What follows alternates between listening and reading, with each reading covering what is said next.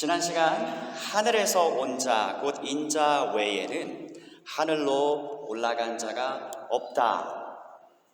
구약 성경 다니엘서 7장에 바로 그 인자, 사람의 아들 같은 모양을 한 존재가 다니엘서 7장에 나오는데요. 그가 아버지 하나님께로부터 모든 권세를 받으시거든요. 그 사람의 아들이 바로 나다라는 이름의 뜻이 바로 인자입니다. 인자이신 하나님의 아들 예수께서 그러면 언제 다시 본래 계시던 하늘로 올라가느냐, 즉 영광에 들어가시느냐를 답하며 함께 살펴보았습니다. 즉 예수는 십자가의 높이 들리셔야만 있던 곳으로 다시 돌아가십니다. 바로 이 점을 살펴보았죠. 그리고 주님이 자신의 살과 피를 주신다는 의미가 바로 이것임을 말씀드렸습니다. 그런데 살과 피를 먹어야 한다라고 하는 이 주님의 표현으로 인해서 상당수가 되고 주님을 등지는 일을 우리가 보았습니다. 그래서 우리는 예수를 따르다가 중도에 포기하는 일, 돌아서게 되는 그 문제를 살펴보았지요. 크게 두 가지 점이었는데요. 하나는 일시적인 회심, 또 다른 것은 그분을 따르는 동기, 이것이었습니다. 반면에 끝까지 주님을 따르고 주님 곁에 머무르는 예수님의 참 제자의 특징으로서 우리는 이것 또한 보았지요. 즉 주님을 내가 원하는 것을 어떻게든 얻어내기 위한 수단으로서가 아니라 주님을 목적, 추구 대상, 최종 목적지로 삼고 있더라고 하는 특징을 말입니다. 우리는 이것을 보았습니다. 사랑하는 여러분, 그렇습니다. 예수님이 주시는 것도 좋지만 예수님 자신을 우리 가장 마음 중심에 모시고 힘차게 전진해 가시는 여러분과 제가 되기를 간절히 소원합니다. 오늘 그래서 요한복음 6장 두 번째 시간, 우리는요 온통 오해로 점철된 이야기를 접하고요, 동시에 그 와중에도 오해가 아닌 바른 이해를 하는 사람들도 있는 것을 주목하게 되십니다. 그래서 오늘 말씀 제목이요, 오해 그리고 이해입니다. 이 두 순서로 함께 말씀을 보시겠습니다. 첫째로 오해입니다. 예수를 따르는 많은 사람들이 예수를 오해하였습니다. 오늘 본문 2절 말씀에 많은 사람이 예수님의 뒤를 따랐습니다. 그것은 사람들이 예수님께서 병든 사람들에게 행하시는 표적을 보았기 때문입니다. 표적을 보았습니다. 그런데 거기까지 보기만 했을 뿐 그 의미를 못 보았습니다. 그 의미를 보아야 이해입니다. 못 보았기에 오해이고요. 그래서 이 표적이라는 것이, 표적하는 것, 가리키는 것, 그것이 의미하는 사실, 이해가 주 목적이에요. 그 표적 자체가 아니라요. 표적은 영어로 사인입니다. 우리는 운전하면서 도로의 표지판을 보죠. 사인을 봅니다.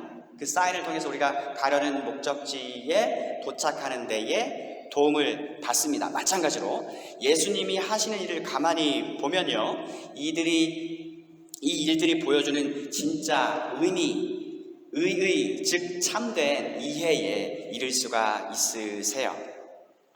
여러분, 요한복음에는 총 7가지 표적이 기록되어 있어요. 예수님은 7가지 외에도 수없이 많은 표적을 보이셨습니다. 기이한 행적들, 사람으로서는 행할 수 없는 역사이죠. 저자 요한은 이것들을요 선별적으로 기록을 해서 이 복음서 안에 모았습니다. 그래서 오늘 본문 6장이 있기 전에 주님은 요한복음 2장에서 물로 포도주를 만드셨습니다. 넘치도록 공급해 주셨죠.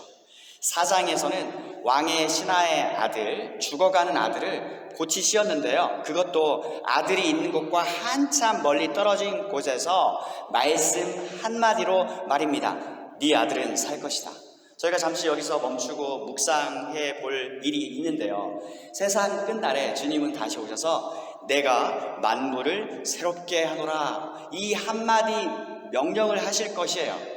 이 한마디 명령에 어그러진 것이 바로 잡히고 굽어진 것이 펴지고 온전치 못한 것이 온전하게 되어지는 일이 일어납니다. 여러분, 긴 말도 필요 없습니다. 이 말씀 한마디, 만물아 새로워져라, 이 일을 하신다는 것이죠. 다시 돌아와서 요한복음 5장에서는 38년 동안 한 번도 걸어보지 못한 사람을 주님은 온전케 하셨습니다.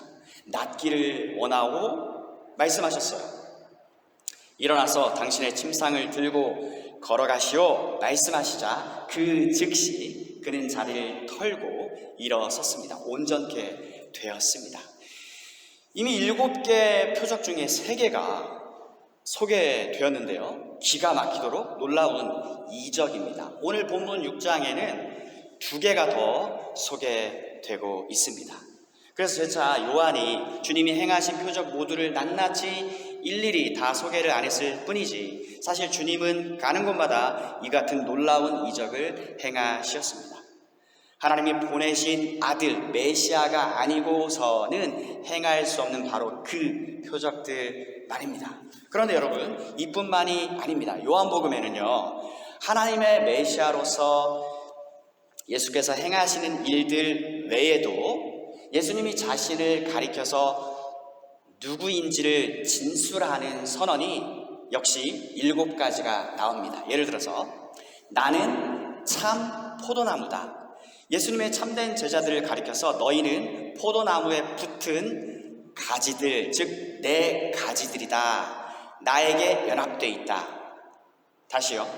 예수님은 나는 참 포도나무다. 15장에서 그러셨고요. 11장에서 나는 부활이다. 나는 생명이다. 그리고 14장에서 내가 바로 그 길, 바로 그 진리, 바로 그 생명이다 라고 말씀을 하셨습니다.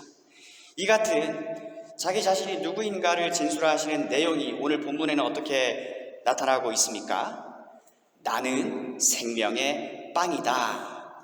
나는 하늘에서 내려온 빵이다. 우리는 빵보단 밥을 먹죠. 밥이라고 해도 됩니다. 양식이, 식량.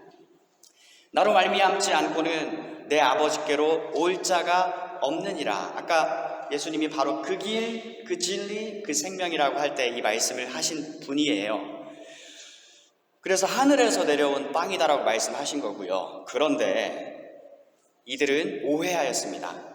첫째로, 예수님이 하늘에서 내려왔다라고 하는 이 사실에 대해서 이들은 여기까지 보았어요. 어디까지 봤냐면, 예수는 분명 이 아랫세상 부모를 가진 아들이라는 점이에요. 그의 아비는 요셉이고 그의 어머니는 마리아입니다. 즉 사람이라는 것이죠.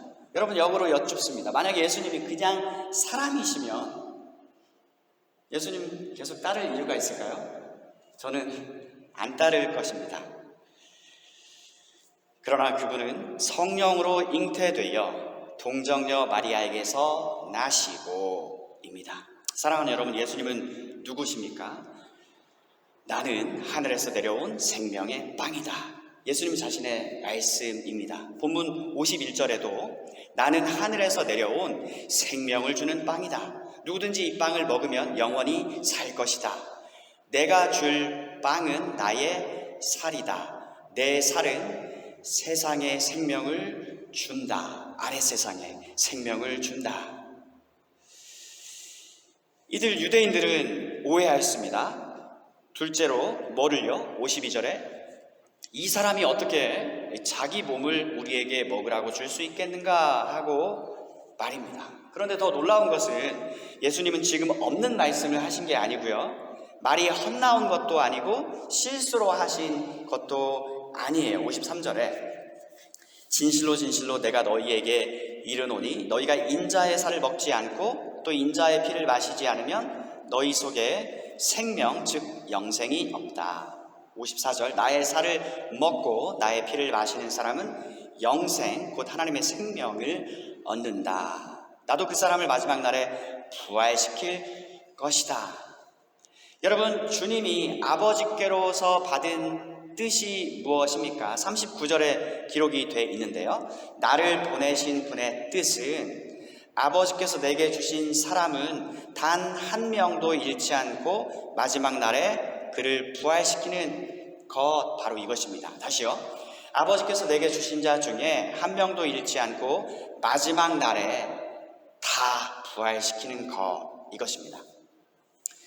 이뿐 아니라 좀 더 앞에서는요, 이 예수님을 찾기 위해서 배를 타고 호수를 건너 가버나움까지 온 사람들에게 주님이 주신 말씀이 있거든요. 그 전에 그들은 주님께 물었고요. 28절에 하나님이 원하시는 일을 하기 위해 우리는 무엇을 해야 합니까?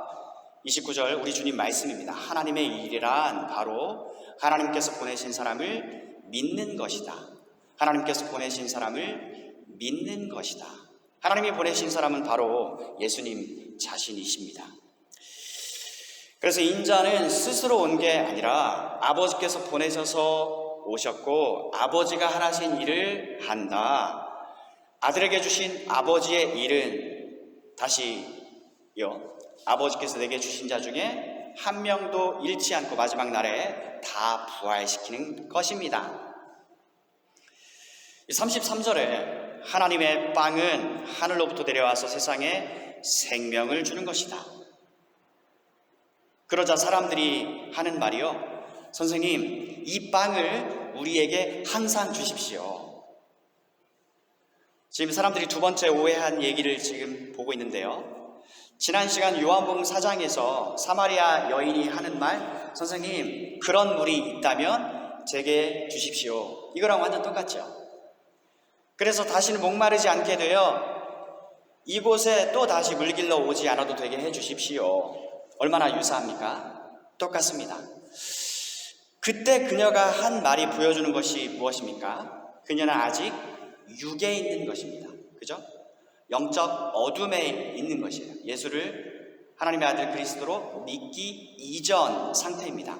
3장에서 유대 최고 지도자 니고데모가 처해 있던 상황과 같은 상태 말입니다. 밤에 예수님을 찾아온 니고데모는 먼저는 영이 아니라 육에 있는 것이었습니다. 여러분, 지난 시간에 사마리아 여인에게 이 여인은 참 영성이 좋다, 이런 말 자체, 영성이란 말 자체를 붙일 수 없다라는 말씀을 드렸죠. 이 말을 좀 더 드리려고 하는데요. 영성이란 영적인 이란 말을 명사화한 거잖아요. spirituality, 영적인 성질, 특성을 가리키는 말입니다. 그런데 이 영적이란 말 자체가 성령으로 거듭난 사람에게만 쓸 수 있는 말이기 때문에 그 여인에게 영성이 있다, 좋다 이런 말을 쓸 수 없다는 말씀을 드렸어요. 그리고 요한복음 3장 6절이 아주 중요합니다. 육에서 난 것은 육이요, 영에서 난 것은 영이다. 또 달리 말하면 육은요, 육을 낳는다. 성령은 영을 낳는다. 그러므로 신자는 정의상 거듭난 사람인데 그 말뜻은 성령으로 난 사람입니다. 태어난 사람.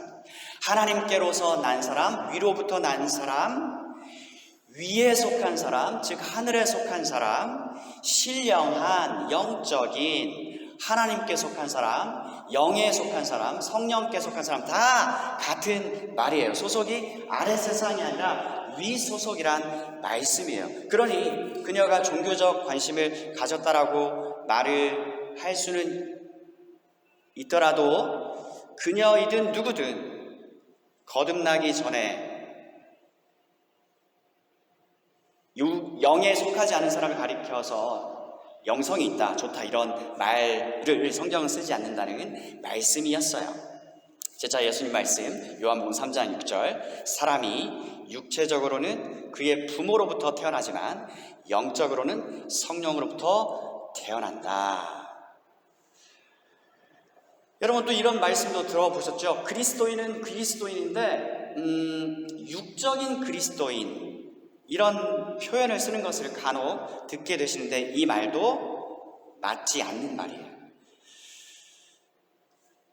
재차 그리스도인은 정의상 육이 아니라 영에 속한 사람, 영적인 사람들, 하나님의 성령의 역사로 태어난 존재들입니다. 지난 시간에 일시적 회심을 말씀드렸습니다. 그러면서 백슬라이딩이라는 것도 있고 백슬라이딩 이 얘기를 오늘은 좀 드리려고 하는데요.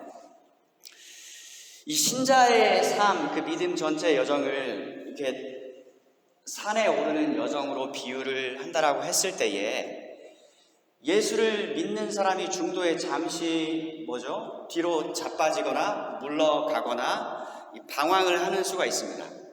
산이 있는데요, 이 중턱에서 멈춘 것이에요. 일시적 회심과 이 백슬라이딩의 차이는 뭐냐면요, 이 중턱에서 멈춰가지고 지금 방황을 하고 있습니다. 근데 이것이 그 등산을 출발하기 시작점으로 떨어지거나 아니면 그 이전 상태로 가는 것을 의미하지 않아요. 지금 이 사람은 믿음의 여정을 걸어가고 있습니다. 그리고 지금 중턱에서 넘어진 거예요. 그럼 다시 이 사람이 일어서면 어디서부터 시작하는 겁니까? 원점으로 돌아가는 건가요? 아니에요. 이미 시작된 이 믿음의 여정에서 다시 그 중턱에서 다시 일어나는 거예요. 그래서 여러분, 백슬라이더들은요 반드시 돌아옵니다. 하나님의 일이고 하나님의 역사여서 그래요. 반면에 일시적 회심은 뭐냐? 육에 속하였다가 영으로 속하게 되는 일이 일어난 것이 거듭난 것이고 예수를 믿는 사건인데 이 일 자체가 일어나지 않았기 때문에 말짱 도루묵 될 것도 없는 것이에요. 그 두 가지 차이입니다. 그래서 거듭난 사람은요, 백슬라이딩 한 사람은 반드시 돌아옵니다. 잠시 주춤하고 빗나가고 방황하여도. 더욱이 여러분, 신자는요 죄를 지으면요 달콤하기만 한 게 아니라 괴롭습니다. 어느 시점에 내가 지금 뭐하고 있나 이 생각을 떨칠 수가 없어요. 우리는 성령으로 말미암아서 우리 이 양심이 살아났기 때문에 그렇습니다. 그래서 아버지께서 내게 주신 자, 예수님께 주신 자, 이 사람은요 잠시 경로 이탈을 해도 제차 끝내는 반드시 돌아옵니다. 하나님이 하신 일이에요. 구원은 하나님의 역사예요. 시작도 하나님의 은혜예요. 하나님의 구원의 이 은혜성, 하나님이 시작하신 일을 하나님이 마치셔요. 하나님이 시작을 하셨느냐 안 하셨느냐 이 둘 사이의 차이만 있을 뿐입니다. 그래서 하나님의 구원의 은혜성, 선물, 이 사실을 처음부터 끝까지 잘 붙들고 가는 사람, 이 사람은 믿음이 강한 사람이고요. 우리는 다 그렇게 되실 수 있어요. 그래서 사마리아 여인에게 영성이라는 말을 붙일 수 없는 것처럼 그리스도인은 그리스도인인데 육적인 그리스도인, 이런 말 자체도 성경에 없다는 말씀을 드렸습니다. 그래서 이 얘기를 교회 카페 게시판에 쓰기도 했어요. 그리스도인은 제차 정의상 영적인 사람, 육과 영, 이 둘은 섞어서는 안 되고요. 또 섞이지도 않습니다. 그런가 하면 이 둘 사이 중간도 없습니다. 우리는 이 출생적으로 태생적으로 육이기 때문에 그 육에서 영으로 넘어오라는 말씀, 너는 반드시 거듭나야만 한다, 예수님께서 하신 말씀입니다. 여자에게서 태어나지 않은 사람이 있나요? 없습니다. 오직 한 분 외에는, 주님은 여자가 아닌 처녀에게서 성령으로 잉태되어 동정녀 마리아에게 낳으셨습니다. 그래서 육에 있을 당시 니고데모는 기껏해야 다시 낳아야 된다라는 개념을 엄마 뱃속으로 다시 들어갔다 나옵니까로 이해했죠. 사마리아 여인도 영생, 성령을 가리키는 의미로 주님께서 물, 생수를 말씀하시고 우물을 말씀하시는데 처음부터 끝까지 그녀는 자연수로만 받아들였으며, 오늘 본문 말씀에서 예수님을 따라 배 타고 호수까지 건너온 이 사람들도 뭐예요? 자연, 빵, 먹을 양식, 식량, 밥으로만 이해합니다. 그래서 34절에 선생님, 빵을 우리에게 항상 주십시오. 그래서 이 점에서 오해를 하였고요. 주님께서 자신의 피를 먹어야 한다, 마셔야 한다, 참된 양식이며 참된 음료다, 자기 생명, 영생, 하나님의 생명을 얻게 된다라는 말씀을 하셨을 때 이들이 어떻게 받아들일지가 뻔하죠. 자기 살을 먹으라고, 마시라고, 피를, 그럼 영생을 얻는다고? 열심히 예수를 쫓아다녔던 사람들이 오해하였던 세 번째 지점입니다. 그래서 여러분, 포인트는 이것이에요. 예수를 따라다니는 사람들 중에는 그분의 말씀을, 그분의 행위를 오해하는 사람이 있더라. 그리고 그분을 끝까지 오해를 하면 떠나더라, 즉 예수를 저버리더라 하는 것입니다.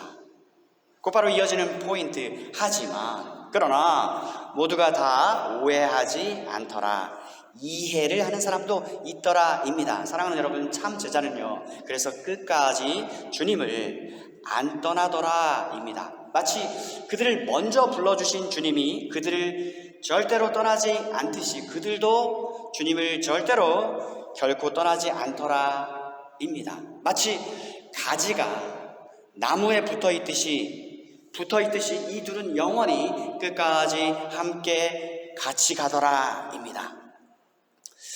한편 예수님의 참된 제자라 하더라도요, 예수님의 모든 말씀이 들려지는 즉시 짠 하고 쉽게 이해되어지는 것은 아닙니다. 그들에게도 어려워요. 그래서 우리는 계속해서 말씀을 같이 연구해 가는 것입니다. 하지만 이들에게 있어 보여지는 분명한 한 가지 점은요, 제자 주님 말씀이 기준이다, 표준이다 라고 하는 이 점입니다.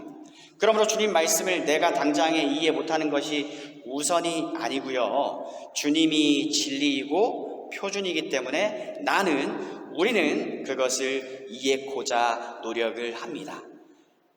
자세에 관한 얘기고요, 마음에 관한 얘기입니다. 그런데 감사하게도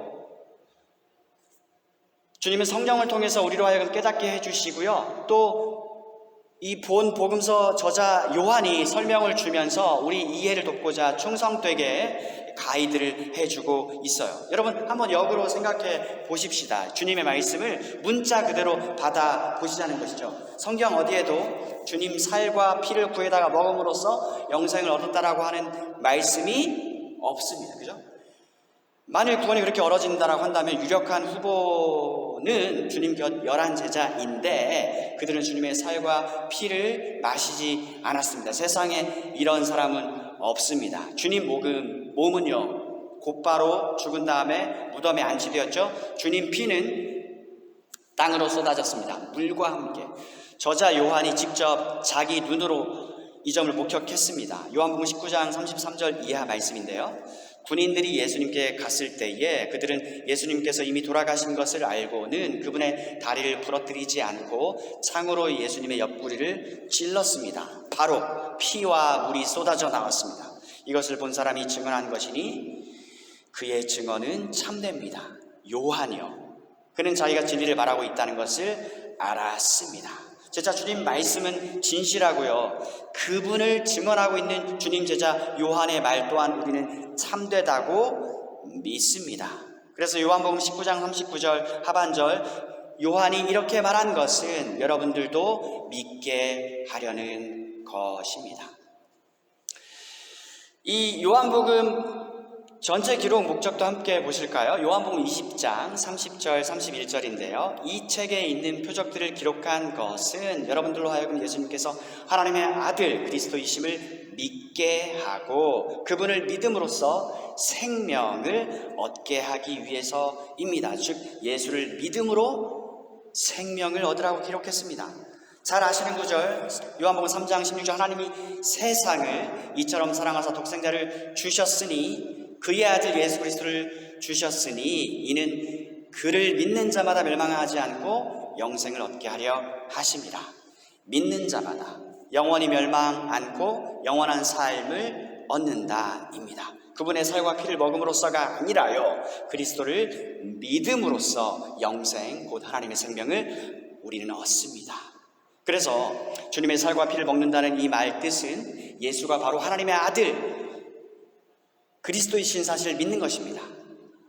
주님을 믿는 우리가 영원히 멸망당하지 않게 하시려고 자신이 대신 멸망당해 주셨습니다. 자신의 소중한 목숨, 살과 피, 생명을 주심으로써 말이죠. 아담 안에서 물려받은 형벌, 곧 멸망, 영원한 사망을요, 그리스도를 믿음으로 그분 안에 있는 여러분과 제가 당하지 않도록 위하여 친히 아랫 세상 여러분과 저 우리에게 찾아와 주시었습니다. 그러므로 우리의 할 일은 뭐라고 했죠? 하나님이 보내주신 그리스도를 믿는 것이다. 이것이 하나님의 일이다. 29절에서 말씀합니다. 그래서 주님의 살과 피를 먹는다는 이 말씀은요, 육에 속한 자연인이 이해하는 방식으로서가 아니라 영에 속한 성령의 사람, 하나님의 사람, 그리스도의 사람, 즉 믿는 자, 신자가 이해하는 방식으로서인 것입니다. 63절 주님 말씀입니다. 살리는 것은 영이니 육은 무익하니라. 내가 너희에게 이른 말은 영이요 생명이라. 즉 내가 하는 말은 생명을 주는 말이고 내 말은 육에 속한 사람을 거듭나게 하여 영에 속하게 하는 말이다. 그래서 요한복음 5장 24절 내 말을 듣고 그래서 나 보내신 아버지를 믿는 사람은 영생을 얻었다. 장래의 심판에 멸망에 이르지 않는다. 사망에서 생명으로 옮겨졌느니라. 다시 말해서 육에서 영으로 넘어왔다. 왔느니라입니다. 사랑하는 여러분, 이 요한복음 5장 24절 말씀을 암송하시는 것이 이번 주 숙제입니다. 지난주가 오늘 2시간에 걸쳐서 우리는 요한복음 6장 말씀을 함께 살펴보았습니다. 하늘에서 오신 분, 인자, 이 주님이 언제 영광으로 들어가시느냐? 십자가의 높이 들리심, 십자가에서 우리를 위한 대속적인 죽음을 죽으심으로써 들어가십니다. 그것이 주님의 살과 피입니다. 오늘 요한복음 6장에서 십자가에서 어떻게 죽으실지를 보여주십니다. 주님 살은 찢기어졌고 주님 피는 흘러내렸습니다. 여러분, 주님은요 상대적으로 일찍 돌아가셨어요. 그래서 그분 다리는 부러뜨림 당하지 않았습니다. 여전히 구약 성경 말씀이 성취가 되었습니다. 주님 옆구리에는 창이 훅 하고 들어왔습니다. 그러자 피와 더불어 물이 함께 쏟아졌습니다. 사랑하는 여러분, 누구를 위한 것이었는가요? 예수를 모른 채 이 아담 안에서 육에 속한 자로 생을 마감할 뻔했던 저와 여러분이셨는데 주님 우리를 육에서 건져 성령 곧 하나님께 속한 사랑받는 자녀 되게 해주기 위해서 기꺼이 자신의 몸과 피를 다 부숴주고 쏟아주셨습니다. 그러므로 therefore 이제는 사랑하는 여러분, 이 넘치도록 풍성한 영적인 생명을 우리를 통해서요 주변에 마음껏 흘러보내 주시어서 예수를 모른 채 생을 마감할 뻔했던 분들이 모조리 싹 다 이 생명의 빵, 생명의 주님께 돌아오게 되는 복된 제자 통로 채널로 여러분과 저를 사용해 주시기를 축복합니다. 주님 안에서 확신합니다. 하늘로서 내려온 영생의 빵, 생명의 밥, 양식이신 우리 주 예수 그리스도의 이름으로 여러분의 심령을 축복합니다.